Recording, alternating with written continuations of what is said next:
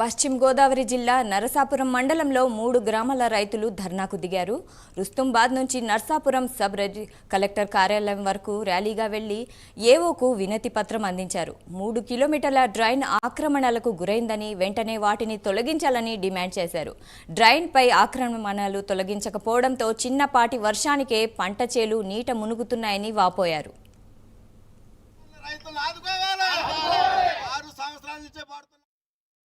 ప్రభుత్వానికి అలాగే నాయకులకు కూడా నమస్కారాలండి.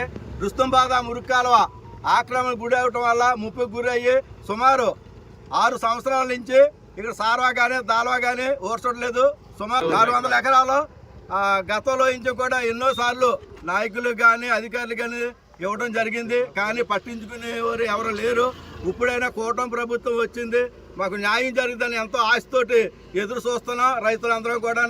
మరి వెంటనే ఈ యొక్క ఆక్రమణ తొలగించి మురికాలో పూర్తి స్థాయిలో తవ్వించి ఇక్కడ 400 ఎకరాల రైతుల్ని కూడా ఆదుకోవాల్సిందిగా కోరుతున్నాం. సుమారు 6 సంవత్సరాల నుంచి ఈ యొక్క రైతులందరూ కూడా సార్వదాల ఓడ్చుకుండగా ఈ ముంపుకు గురవటం వల్ల చాలా ఇబ్బందులు పడుతున్నారు ఉండి మరి అందరూ కూడా కూటమి ప్రభుత్వం అలాగే అధికారులు అలాగే నాయకులు కూడా మరి ఈ యొక్క ఆక్రమణ తొలగించి